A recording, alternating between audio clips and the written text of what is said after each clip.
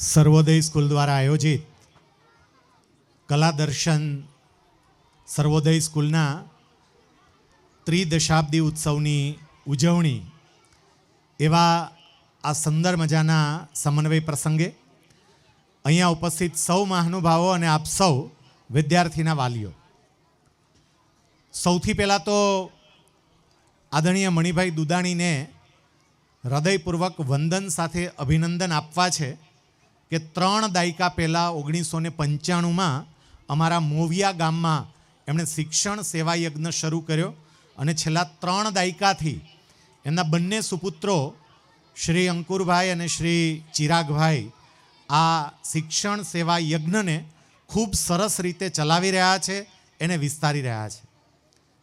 Self finance school તરીકે 30 વર્ષ પૂરા કરવા એક બહુ જ મોટી ઉપલબ્ધિ છે. વર્ષો પહેલાં જ્યારે સેલ્ફ ફાઇનાન્સ સ્કૂલ શું કહેવાય એ લોકોને ખબર પણ નહોતી. એવા સમયે મણિભાઈએ આ ગામની અંદર સર્વોદય સ્કૂલની શરૂઆત કરી અને આજે આ સ્કૂલ એમનો ત્રિદશાબ્દી મહોત્સવ ઉજવી રહી છે. મને એ ખબર છે કે તમે બધા આ બાળકોના પરફોર્મન્સને માણવા માટે આવ્યા છો અને જ્યારે બાળકો સરસ મજાના પરફોર્મન્સ આપણી સમક્ષ પ્રસ્તુત કરતા હોય એ વખતે વાતો કરીને, પ્રવચન કરીને તમને બોર કરવાનો મારો કોઈ ઈરાદો નથી.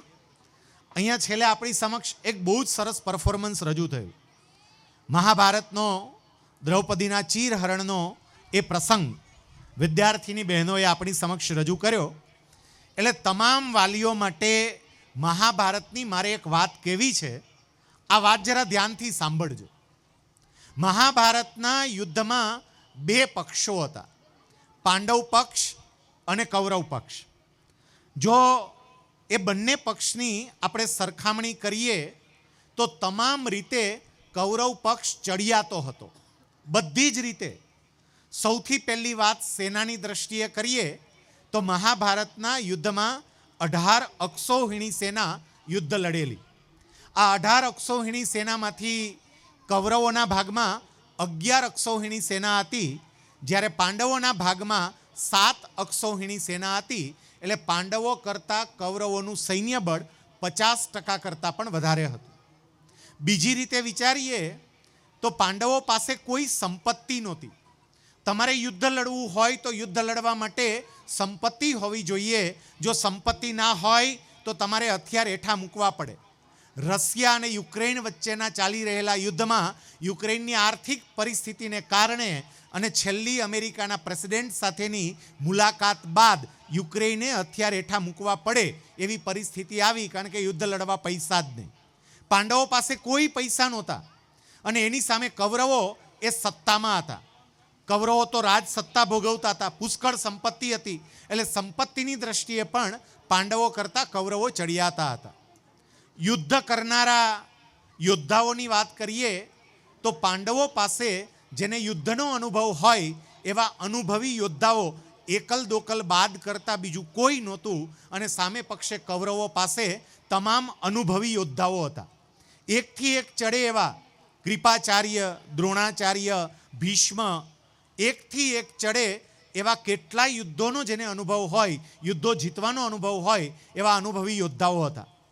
પાંડવો કરતાં કૌરવો તમામ રીતે ચડિયાતા હતા અને આમ છતાં એ મહાભારતના યુદ્ધમાં કૌરવો હારી ગયા અને પાંડવો જીતી ગયા. એનું કારણ શું? માતા પિતા તરીકે આપણને સૌને આ કારણમાંથી એક સંદેશ મળે એમ છે, એટલે મેં મહાભારતની આ વાત કરી. મહાભારતમાં કૌરવો તમામ રીતે ચડિયાતા અને છતાંય હાર્યા. પાંડવો તમામ રીતે ઉતરતા અને છતાંય જીત્યા. એનું કારણ હતું પાંડવોના પક્ષમાં રહેલા ભગવાન શ્રી કૃષ્ણ અને કૌરવોના પક્ષમાં રહેલા મામા શલ્ય. મામા શલ્યની જે ભૂમિકા હતી ને એ અહીંયા બેઠેલી તમામ માં, તમામ પિતા જરા ધ્યાનથી સમજજો.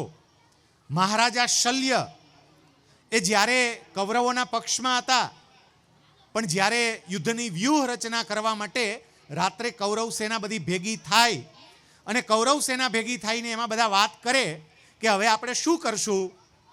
આવતીકાલની આપણે વ્યૂહરચના કેવી રીતે નક્કી કરીએ, એ વખતે મામા શલ્ય ઊભા થાય, ઢીલી અને પોચી વાતો કરી અને બધાનું મનોબળ તોડી નાખે. અને બીજી તરફ ભગવાન કૃષ્ણ હતા કે જે મનોબળ તૂટી ગયું હોય એવા અર્જુનને પણ વાતો કરીને ઊભો કરે. માતા પિતા તરીકે આપણે આપણા સંતાન માટે કૃષ્ણની ભૂમિકામાં છીએ કે મામા શલ્યની ભૂમિકામાં છીએ, એ જરા વિચારજો. આપણા દીકરા અને દીકરીનું મનોબળ મજબૂત કરવાનું કામ કરીએ છીએ કે દીકરા અને દીકરીનું મનોબળ તોડવાનું કામ કરીએ છીએ, એ જરા વિચારજો. અને મારે દુઃખ સાથે કહેવું છે, મોટા ભાગના માતા પિતા પોતાના દીકરા અને દીકરીને હંમેશા નકારાત્મક વાતો કરે છે. એનું મજબૂત મનોબળ થાય, એને બળે મનોબળ તૂટે એવા એ પ્રયત્નો કરતા હોય છે. હું સ્પીપાની અંદર જોઈન્ટ ડાયરેક્ટર રહી ચૂક્યો છું અને તમારામાંથી કેટલાકને સ્પીપા વિશે ખબર હશે કે આપણા ગુજરાતના દીકરા અને દીકરીઓ યુપીએસસીની પરીક્ષા પાસ કરી સીધા જ કલેક્ટર બને, સીધા ડીએસપી બને, એ માટે સ્પીપા ગુજરાતના દીકરા અને દીકરીઓને યુપીએસસીની પરીક્ષાની તાલીમ આપે. એ સેન્ટરનો હું જોઈન્ટ ડાયરેક્ટર હતો. મેં જોયું છે કે કેટલાક વિદ્યાર્થીઓ પૂર્ણ ઉત્સાહ સાથે આ પરીક્ષાની તૈયારી કરવા માટેનો સંકલ્પ કરે, પણ એના માતા પિતા એને નીચે બેસાડી દે કે આવી પરીક્ષા આપવાનું આપણું કામ નહીં. આપણે તો ગામડામાં રહેનારા છીએ, આપણે સામાન્ય પરિવારના છીએ, આપણે ખેતી કરનારા છીએ, આવા સપના આપણે જોવાય નહીં, આવું આપણે ના કરી શકીએ.